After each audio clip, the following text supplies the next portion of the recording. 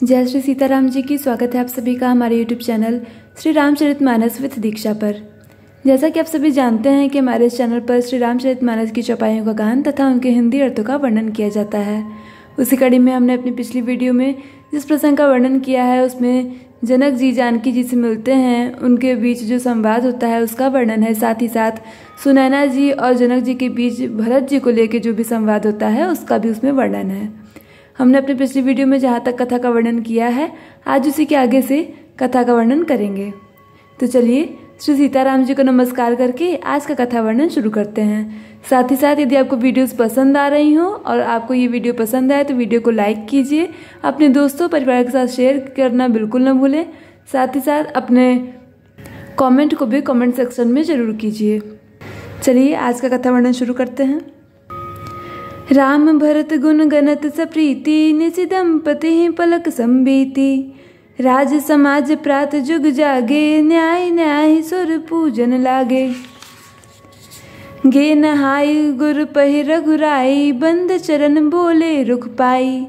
नाथ भरतपुर जन्म तारी, शोक बिकल बनवास दुखारी। सहित समाज राउ मिथिलेशु, बहुत दिवस भय सहत कलेसु। उचित होई सोई कीजिए नाथा, हित सबहि कर रौरे हाथा। अस कही अति सकुचे रघुराऊ, मुनि पुल के लखसील सुभाऊ। तुम बिनु राम सकल सुख साजा, नरक सरिस दूराज समाजा। प्राण प्राण के जीव सुख के सुख राम। तुम तजितात सुहात गृह, जिन्है तिन्है विधि बाम। मंगल भवन अमंगल हारी, द्रवहु दशरथ अजर बिहारी। तुलसीदास जी इस चौपाई के माध्यम से कहते हैं, श्री राम जी और भरत जी के गुणों की प्रेम पूर्वक गणना करते कहते सुनते पति पत्नी को रात पल के समान बीत गई। यहाँ पति पत्नी मतलब जनक जी और उनकी पत्नी सुनैना जी से है। प्रातःकाल दोनों राज समाज जागे और नहा नहा कर देवताओं की पूजा करने लगे। श्री रघुनाथ जी स्नेह करके गुरु वशिष्ठ जी के पास गए और चरणों की वंदना करके उनका रुख पाकर बोले, हे नाथ, भरत अवधपुरवासी तथा माताएं सब शोक से व्याकुल और वनवास से दुखी हैं। मिथिलापति राजा जनक जी को भी समाज सहित क्लेश सहते बहुत दिन हो गए। इसलिए हे नाथ, जो उचित हो वही कीजिए, आप ही के हाथ सभी का हित है। ऐसा कहकर श्री रघुनाथ जी अत्यंत ही सकुचा गए। उनका शील स्वभाव देखकर प्रेम और आनंद से मुनि वशिष्ठ जी पुलकित हो गए। उन्होंने खुलकर कहा, हे राम, तुम्हारे बिना घर बार आदि संपूर्ण सुखों के साज दोनों राज समाजों को नरक के समान हैं। हे राम, तुम प्राणों के भी प्राण, आत्मा के भी आत्मा और सुख के भी सुख हो। हे तात, तुम्हें छोड़कर जिन्हें घर सुहाता है उन्हें विधाता विपरीत हैं।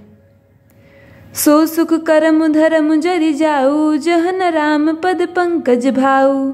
जोग कुजोग ज्ञानु अज्ञानु, जह नहीं राम प्रेम परधानु। तुम बिनु दुखी सुखी तुम ते ही, तुम जानो जिय जो जय के ही। राउर आयशु सिर सबही के, विदित कृपा लहि गई सबनी के। आप आश्रमहि धारिय पाऊ, भयउ स्नेह शिथिल मुनि राऊ। करि प्रणाम तब राम सिधाए, ऋषि धरि धीर जनक पहि आए। राम बचन गुर नृपहि सुनाए, शील स्नेह सुभाए सुहाए। महाराज अब कीजिए सोई, सब कर धर्म सहित हित होई।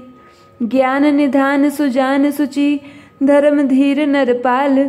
तुम बिनु असमंजस समन, को समरथ एहि काल।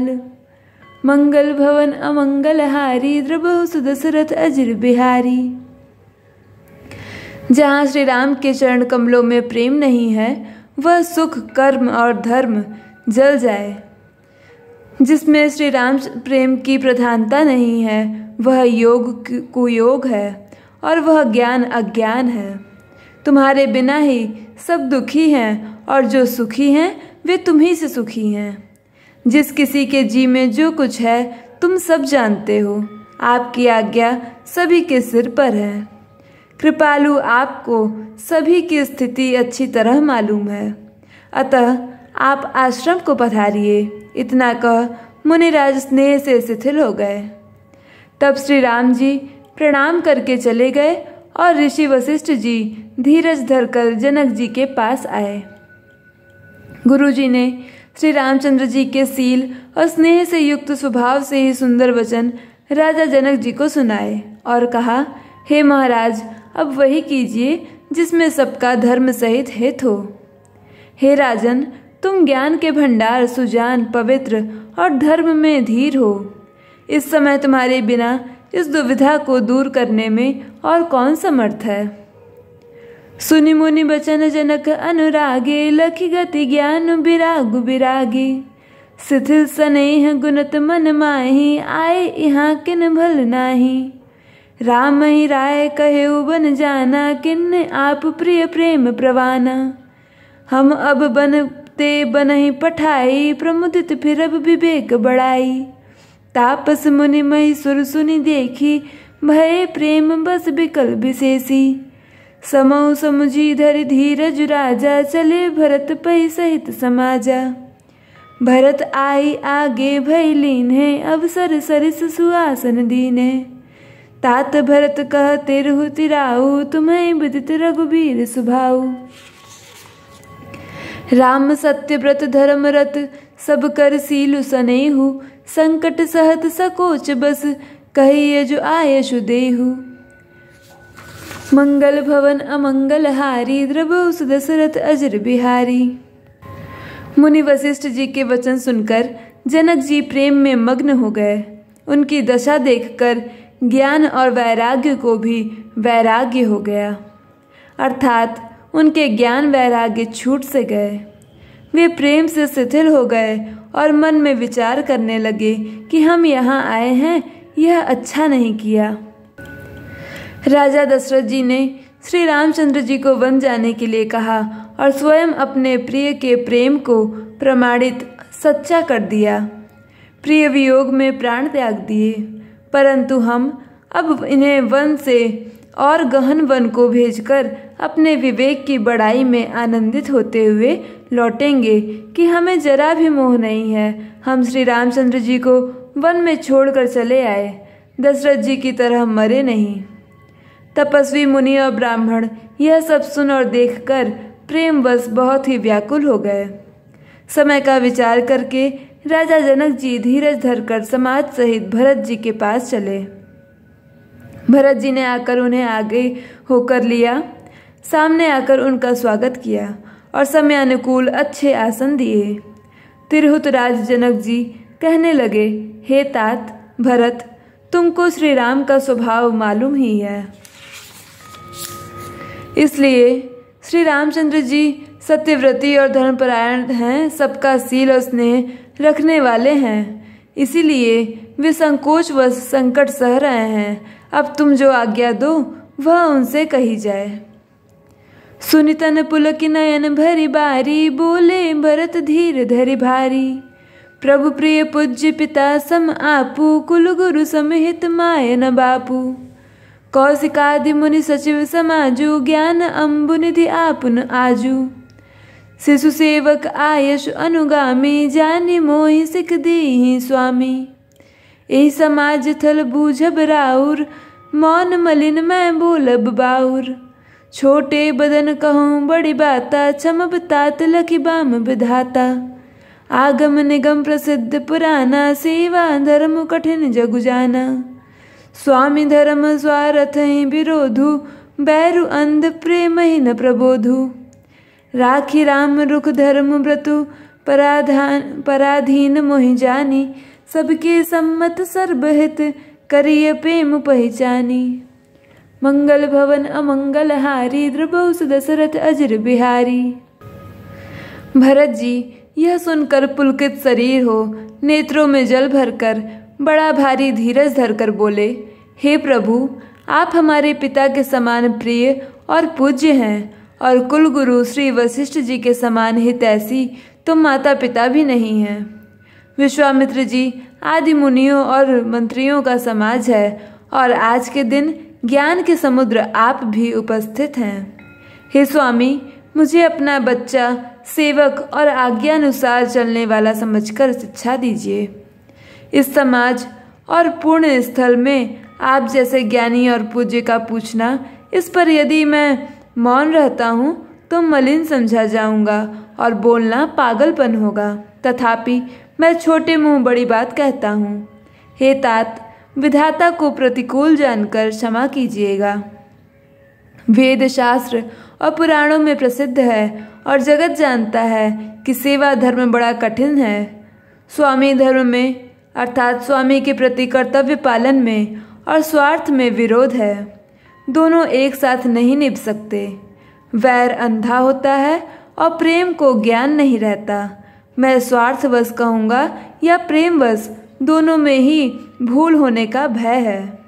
एतेव मुझे पराधीन जानकर, मुझसे न पूछकर श्री रामचंद्र जी के रुख, रुचि, धर्म और सत्य के व्रत को रखते हुए जो सबके सम्मत और सबके लिए हितकारी हो, आप सबका प्रेम पहचान कर वही कीजिए। भरत बचन सुनि देखि सुभाऊ, सहित समाज सराहत राऊ। सुगम अगम मृदु मंजु कठोरे, अरथ अमीय अति आखर थोरे। ज्यो मुख मुकुर मुकुर निज पानी, गही न जाई अस अद्भुत बानी। भूप भरत मुनि सहित समाजू, गीजह विबुध कुमुद द्विज राजू। सुनि सुधि सोच बिकल सब लोगा, मनहु मीन गन नव जल जोगा। देव प्रथम कुल गुरु गति देखी, निरखि विदेह स्नेह विशेषी। राम भगति मैं भरत निहारे, सुर स्वारथी रही हारे। सबको राम प्रेम मैं पेखा, भय अलेख सोच बस लेखा। राम स्नेह सकोच बस कह ससोच सुर राजू। रचहु प्रपंच ही पंच मिली, नाहित भयउ अकाजू। मंगल भवन अमंगल हारी, द्रबहु सुदशरथ अजर बिहारी। तुलसीदास जी आगे कहते हैं, भरत जी के वचन सुनकर और उनका स्वभाव देखकर समाज सहित राजा जनक उनकी सराहना करने लगे। भरत जी के वचन सुगम और अगम, सुंदर, कोमल और कठोर हैं। उनमें अक्षर थोड़े हैं परंतु अर्थ अत्यंत अपार भरा हुआ है। जैसे मुख का प्रतिबिंब दर्पण में दिखता है और दर्पण अपने हाथ में है, फिर भी वह मुख का प्रतिबिंब पकड़ नहीं पाता, इसी प्रकार भरत जी की यह अद्भुत वाणी भी पकड़ में नहीं आती। शब्दों से उसका आशय समझने में नहीं आता। किसी से कुछ उत्तर देते नहीं बना।